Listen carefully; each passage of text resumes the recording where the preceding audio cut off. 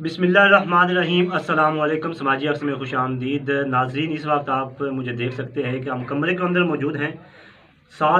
मेरे साथ एक साहब तशरीफ़ फरमा हैं। वो पूरे जुलूस को जो है इख्तितामी लंगर जो है वो देते हैं। उनसे उनका नाम भी पूछते हैं, उनका काम भी पूछते हैं, लंगर में क्या क्या देते हैं वो भी पूछते हैं।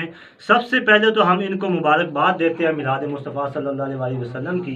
आज सरकार जो है दुनिया के, आज सरकार के जन्मदिन का जो दिन है, तो सबसे पहले हमारी तरफ से आपको मुबारक है जी। बहुत शुक्रिया जी।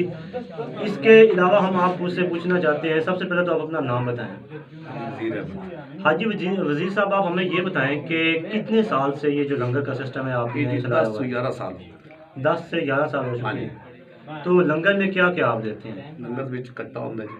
अच्छा, चावल होता है, चावल, पुलाव, जर्दे दे और पुलाव, हाँ सादा पुलाव, हाँ जी, सादा पुलाव, जर्दा। जर्दा, अच्छा, ਉਸ ਤੋਂ ਬਾਅਦ ਨਾਲ ਰੋਟੀ। ਤੇ ਕਹਿੰਦੇ ਕਿ ਜਿੰਨਾ ਜਿੰਨਾ ਤੁਸੀਂ ਦਿਓ ਨਾ ਸਰਕਾਰ ਦੇ ਨਾਂ ਤੇ ਹੋਰ ਵੱਧਦਾ ਹੈ। ਤੁਹਾਨੂੰ ਕਦੀ ਇਹੋ ਜਿਹਾ ਲੱਗਿਆ ਕਿ ਮੈਂ ਇਸ ਦਫਾ ਲੰਗਰ ਦਿੱਤਾ ਤੇ ਮੇਰੇ ਖਜ਼ਾਨੇ 'ਚ ਕਮੀ ਹੋ ਗਈ ਹੈ ਜੋ ਮੇਰੇ ਕੋਈ ਕਮੀ ਨਹੀਂ ਕਿ ਅੱਗੇ ਅਸੀਂ ਇਕੱਠਾ ਕਰਦੇ, ਸਾਡਾ ਇਕੱਠਾ 3 ਮਣ ਦਾ ਇਹਦੀ ਮਾਸ਼ਾਅੱਲਾ 4 ਮਣ ਦਾ ਹੈ, ਪਰ ਤੋਂ ਲੰਗਰ ਵੱਧਦਾ।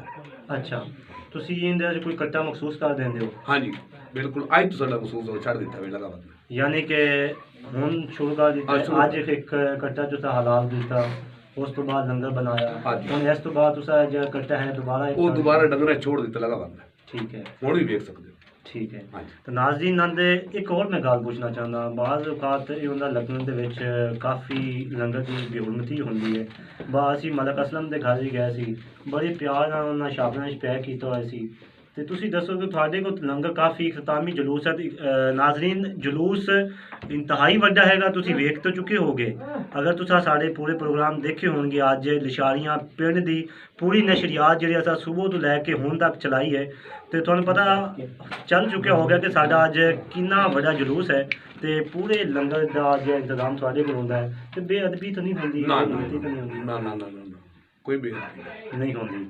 ते जिस तरह पता है कि पीर साहब आंदे ने, खाना खांदे ने, उस तो बाद इख्तितामी दुआ भी होंदी होगी। दुआ भी होंदी। तुसी जदों वरतदे जे उस तो बाद कोई थानू कमी तो नहीं आई जिस तरह पहले मैं? कमी नहीं, तो ज्यादा होंदा है। अच्छा, ज्यादा ही होंदा है। ज्यादा होंदा है जी। अल्लाह नाज़रीन, इजाफा अल्लाह ताला बरकत पाता है। अच्छा। नाज़रीन, आपने सुना कि मलक वज़ीर खान साहब, जी हाँ जी, वज़ीर खान साहब हमारे साथ मौजूद थे।